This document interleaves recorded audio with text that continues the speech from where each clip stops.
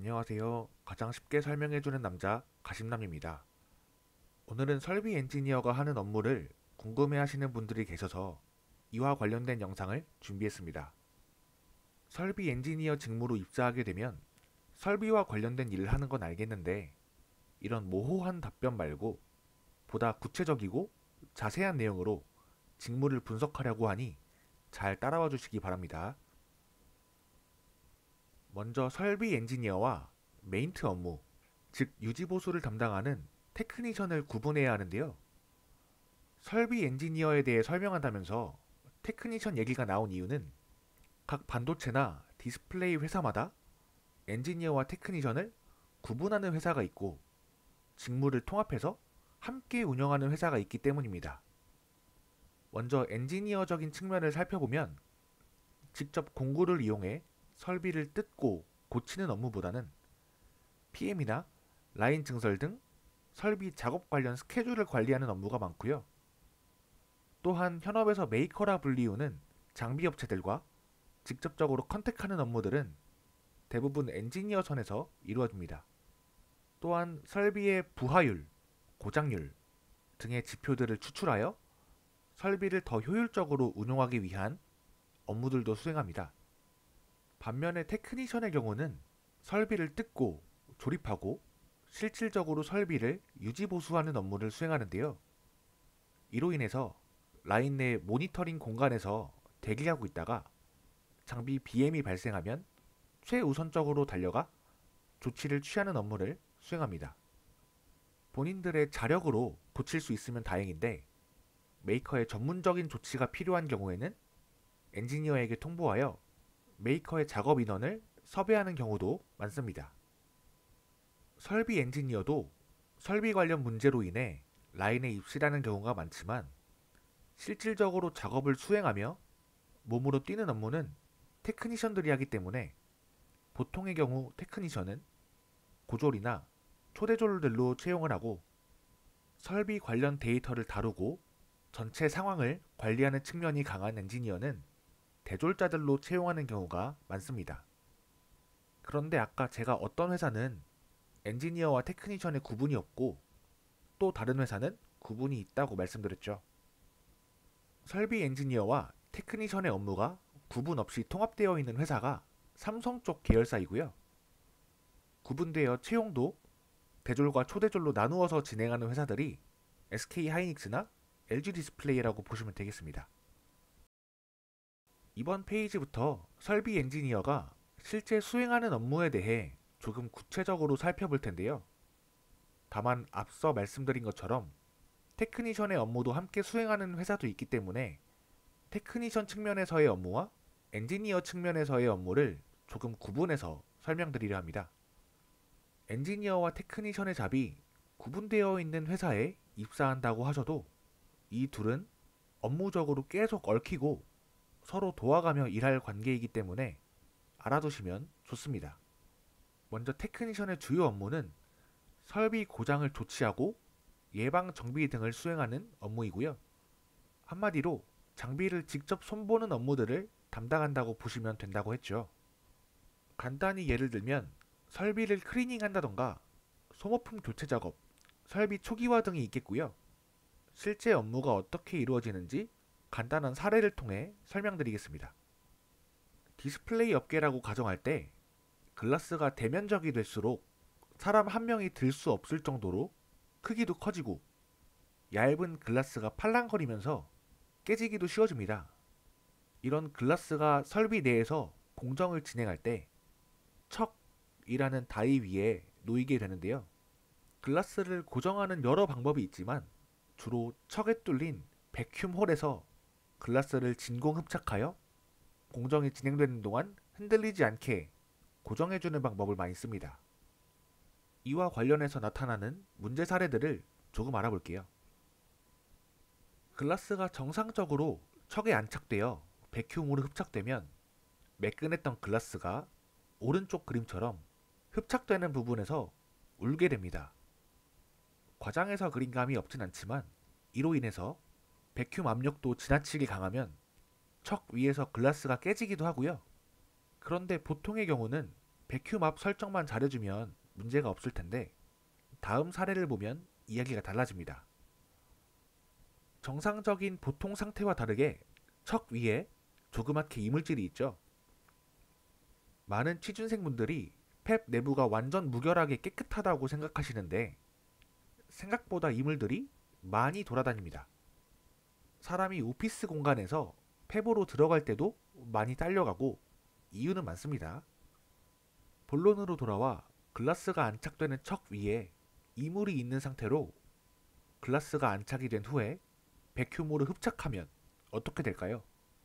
이물의 크기가 크거나 뾰족한 경우 글라스가 파손될 수도 있겠고 구체적인 불량명을 알려드리긴 어렵지만 글라스가 아슬아슬하게 깨지지 않아도 저 미세하게 볼록 튀어나온 부분에 불량이 발생해서 품질 관련 이슈가 생기기도 합니다. 그래서 많은 설비들에서 척이나 기판이 통과하는 주요 부위에 이물 감지 센서를 설치해놨고요. 이물 감지 센서가 이물을 감지해서 알람을 발생시키거나 주요 원인이 이물인 특정 불량들이 발생하면 설비를 클리닝해야 합니다. 이런 클리닝 작업은 테크니션들이 주로 하겠고요. 또 다른 클리닝 작업의 예시를 보여드리겠습니다. 화면에 보이는 설비는 엣치가 끝난 이후에 불필요해진 PR을 화학 약액을 이용해 제거하는 스트립 설비입니다. 사진에서 보이는 것처럼 설비가 엄청 길고 이 긴 설비에서 글라스가 화학 약액을 맞고 씻어내며 PR을 제거하는 공정을 거치는데요. 약액을 사용하기 위해서 약액 탱크가 있을 겁니다. 사용 전 깨끗한 약액 탱크가 있을 것이고 사용 후 더러워진 약액 탱크가 따로 있겠죠? 그런데 사용 후에 더러워진 약액 탱크에는 약액에 녹아 글라스에서 떨어져 나온 PR 찌꺼기들이 같이 있겠죠. 이런 PR 찌꺼기들이 쌓이고 쌓이면 추후에 폐 약액을 배출하는 배관을 막아 설비에 문제가 생길 수 있습니다. 간단하게 생각하면 저희 공기청정기 필터도 주기적으로 갈고 세탁 후에 사용하는 건조기도 먼지바지를 분해해서 털어주고 하잖아요. 그런 비슷한 작업이 필요한 설비도 있다는 것이죠. 이런 작업은 문제가 생겨서 조치하는 BM이라기보다는 문제가 생기지 않도록 예방정비하는 PM의 개념이겠죠. 그래서 각 공장 상황에 맞게 주기적으로 폐 약액 탱크를 클리닝해줘야 할 텐데 이때의 클리닝 작업도 테크니션이 실제로 수행하는 메인트 업무라고 보시면 되겠습니다. 시중에 나와 있는 직무 설명보다 구체적인 사례로 설명드렸는데 도움이 되었으면 좋겠네요.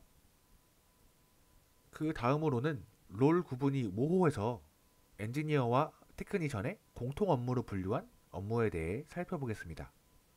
바로 소모품이나 파츠 수급 업무인데요. 설비를 구동하기 위해서 주기적으로 갈아줘야 할 파츠도 있을 것이고 코터 같은 일부 장비는 PR과 같이 특수한 재료가 필요한 경우도 있겠죠. 주로 설비를 메인트하면서 필요한 부품들은 테크니션 쪽에서 관리하는 경우가 많고 설비 가동률 등을 보며 매 달, 매 분기마다 사용량이 크게 달라질 수 있는 PR과 같은 재료들은 엔지니어 쪽에서 관리하는 경우가 많겠죠. ASML 같은 회사들은 램프가 아닌 자체 광원을 사용하지만 스펙이 러프한 반도체 제조사나 디스플레이 업계에서 사용하는 노광기는 아직도 램프를 많이 사용합니다. 이런 램프도 소모품이기에 주기적인 PM 활동을 통해 갈아줘야 하는데요. 이를 위해 소모품의 재고 관리를 하고 설비를 메인트하면서 페일이 많이 발생하는 파츠들도 미리 쟁여놔야 공장이 원활하게 돌아가는데 문제가 없겠습니다. 다음으로 설비 엔지니어 측면에서 실제로 하는 업무에 대해 자세히 알아보려고 하는데요. 시간 관계상 이번 주제는 두 편으로 나누어야겠네요. 이번 영상에서는 엔지니어의 업무 중 한 가지만 살펴보고 영상 마무리하겠습니다. 아까 말씀드렸던 메이커와 컨택해서 수행하는 업무들인데요. 여기에는 메이커들이 공장에 들어와서 작업을 진행할 때 안전관리 업무도 포함됩니다. 메이커와 구체적으로 어떤 업무를 수행하는지 살펴보겠습니다. 먼저 자력으로 해결이 불가능한 작업의 경우는 메이커에 작업을 요청합니다.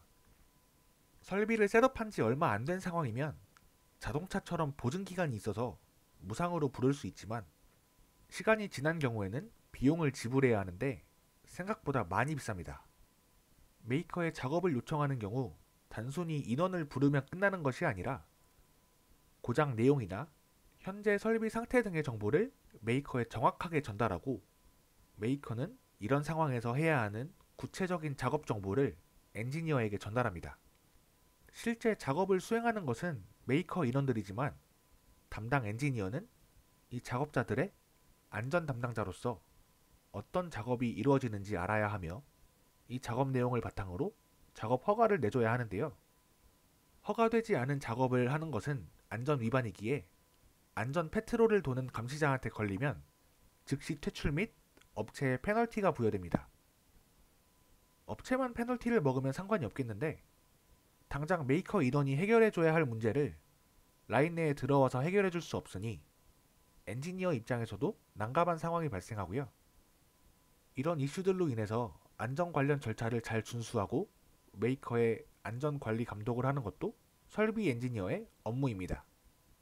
회사 내에 있는 환경안전부서는 뭐 하냐고 물어보실 수 있을 것 같은데요. 이분들은 공장 전체적인 안전과 각 작업 허가서에 대한 검토 정도를 담당하고 라인 내에서 일어나는 모든 작업 현장에 한정된 안전부서 인원들이 상주하고 있을 수는 없기에 설비 엔지니어들이 현장에서의 안전관리를 해줘야 합니다.